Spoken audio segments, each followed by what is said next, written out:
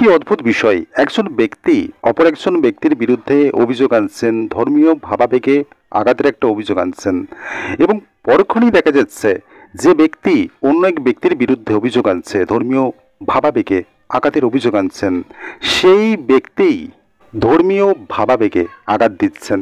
এরকম একটা জিনিস সামনে আসছে। সাম্প্রতিককালে শর্মিষ্ঠা পানলির ঘটনা কিন্তু সামনে এসেছে। সেই ঘটনাকে কেন্দ্র করে সারা ভারতবর্ষে একটা শোরগোল পড়ে গিয়েছে। একদিকে এর সমর্থনে প্রতিবাদ জানানো হচ্ছে, বিভিন্ন রাজনৈতিক দল বা বড় বড় রাজনীতিবিদরাও কিন্তু সরাসরি শর্মিষ্ঠা পানলিকে সমর্থন জানিয়েছে। এই গ্রেপ্তারিকে কখনো বা বলা হয়েছে এটা বাক স্বাধীনতা লঙ্ঘন করছে গ্রেপ্তারি করে। শর্মিষ্ঠা পানলি একটা পোস্ট করে এবং অপারেশন সিঁদুরকে নিয়ে বেশ কিছু মন্তব্য করেন, এবং দেশের ভিতরে থাকা যারা পাকপন্থী সেই সমস্ত ব্যক্তিদের বিরুদ্ধেও কিন্তু এই শর্মিষ্ঠা পানলি বেশ কিছু কড়া ভাষায় সমালোচনা করেন, এবং পাকিস্তান তো তার মধ্যে সেই সমালোচনার মধ্যে রয়েছে। পাশাপাশি একটি ধর্ম সম্পর্কেও বেশ কিছু কথা বলেন এই শর্মিষ্ঠা পানলি। কার্যত এই মন্তব্যের পরেই কিন্তু পরবর্তীতে গার্ডেন রিচ থানায় তার বিরুদ্ধে মামলা দায়ের হয়, এবং যে ব্যক্তি শর্মিষ্ঠা পানলির বিরুদ্ধে অভিযোগ করছেন সেই ব্যক্তি কিন্তু ধর্মীয় ভাবাবেগে আঘাত দিয়েছেন। তিনি অভিযোগ করছেন, মানে সর্বপ্রথম তো নিচের দিকে দেখাটা উচিত ছিল।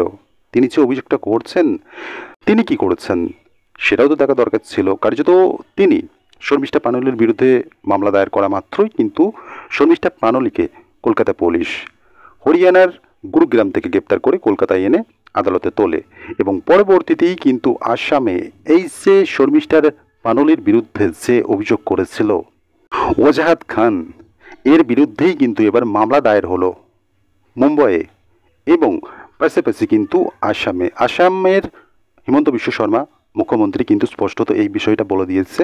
আসামের পুলিশ এই ওজাহাদ খানকে নিতে আসছে, অর্থাৎ এই ওজাহাদ খানের বিরুদ্ধে কামাখ্যা মন্দিরকে নিয়ে আপত্তিকর কিছু কথাবার্তা বলেছেন। কার্যত তারপরেই কিন্তু আসামে মামলা দায়ের হয়েছে তার নামে, এবং আসামের পুলিশ বাংলায় আসবে, এবং এই বিষয়টা তিনি বলেছেন যে আশা করি কলকাতা পুলিশ বাংলার পুলিশ এই আসামের পুলিশকে সহযোগিতা করবে এবং হস্তান্তর করবে আসাম পুলিশকে।